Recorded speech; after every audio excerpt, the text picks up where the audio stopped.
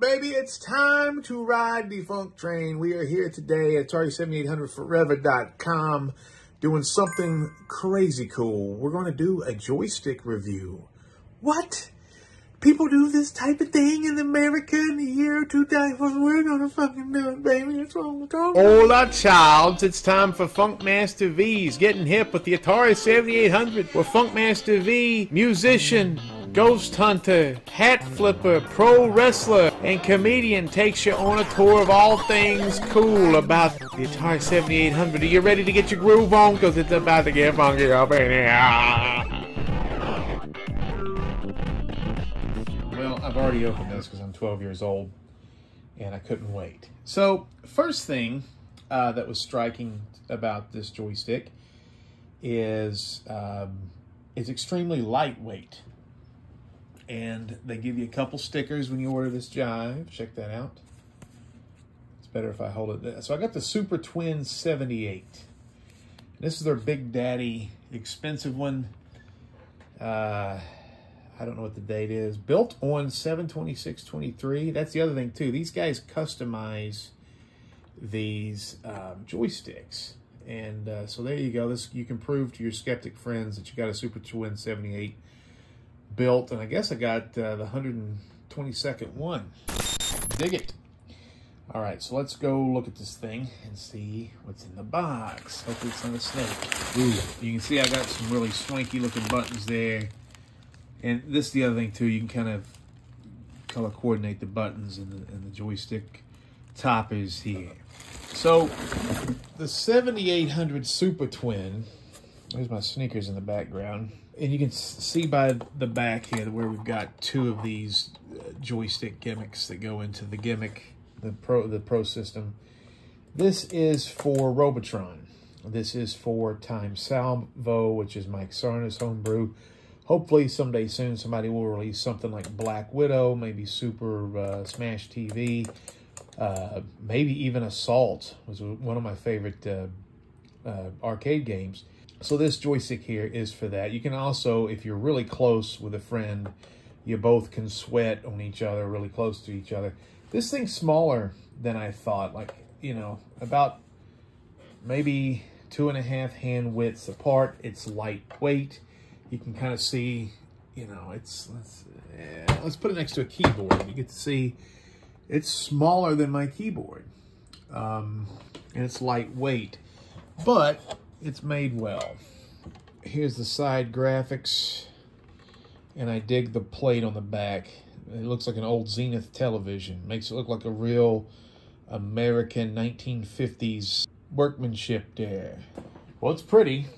And the good news about it not being too big and not heavy, this can sit in your lap easily, and it's going to be easier to store in a place than I originally assumed. This thing was packed very well. It took me about 2 minutes to get it out of all the bubble wrap, so odds of getting a broken one are going to be pretty slim. All right, so you got to plug in 2 of these joystick wires into the Atari 7800. No big deal. So my idea was get this controller and let's play it with a brand new game that's got a little bit of a nefarious reputation when it comes to the controls. Attack of the Joe Pesci Robots by the 8-bit guy, and ported over by M.K. Smith and Mike Sarna. This game here, you can see kind of what we're doing here. So we want to standard controllers. With this kind of setup, we're going to go with Twin Pro Line, kids. We'll leave it on easy because I forgot how to play this game. It's been about a month since I played it. So let me think about it for a second. We're going in here, honey. Okay, we got to search. It took me a minute. Search. Search. I'm moving shit. There we go.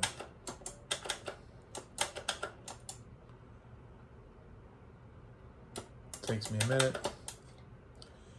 Easy enough.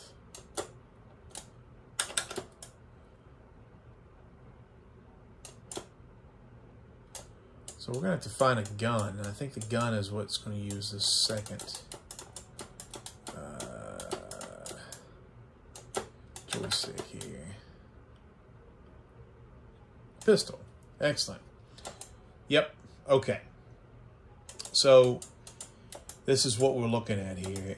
You, instead of trying to use the keypad or the Super Nintendo adapter or whatever, you would operate this like you would Robotron. This thing here, you just basically push up on the joystick and it's going to shoot for you. And you can run away and shoot at the same time. And that makes life easy.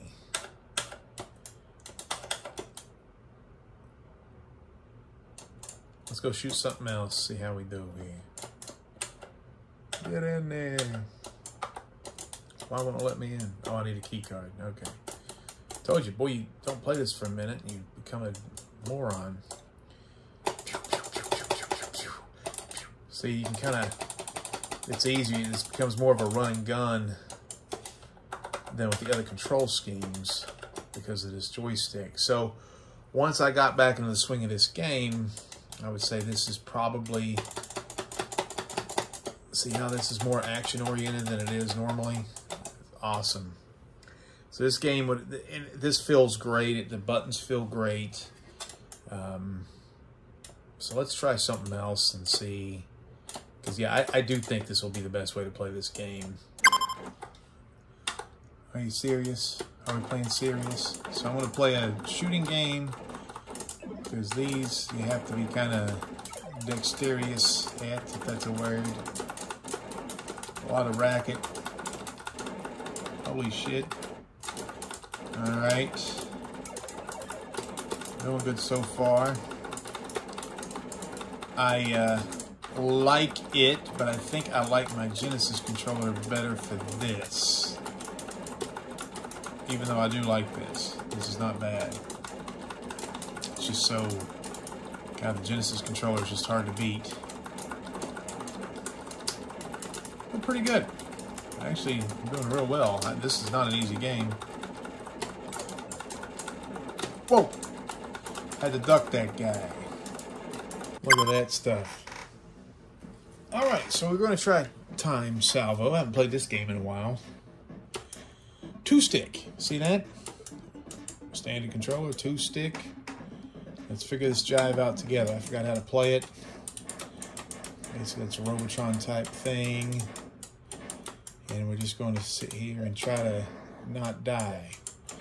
This is so awesome feeling. I mean, this controls so well. I can't stand it.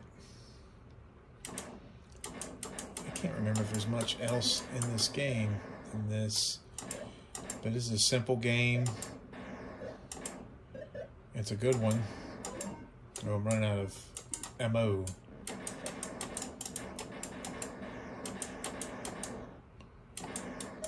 And it's playing wonderfully smoothly. You can hear the little clicking in the background. Alright, well, we're going to try Robotron with it.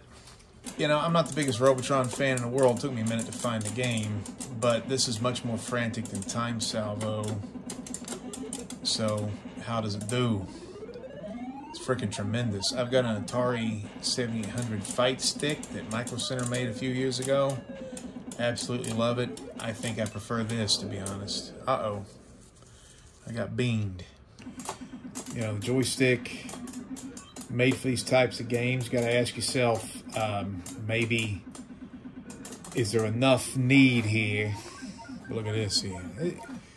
It's got a good placement. It's not heavy. It almost feels like it's too light in a way. I was really worried about it just being this like 30-pound clunky thing on your crotch, but very nice. All right, look at all these chicks. They all just watched the Barbie movie together. They're all pink and stuff. Very cool, man. Excellent. All right, let's see how it does on an old Commando here. No underwear time.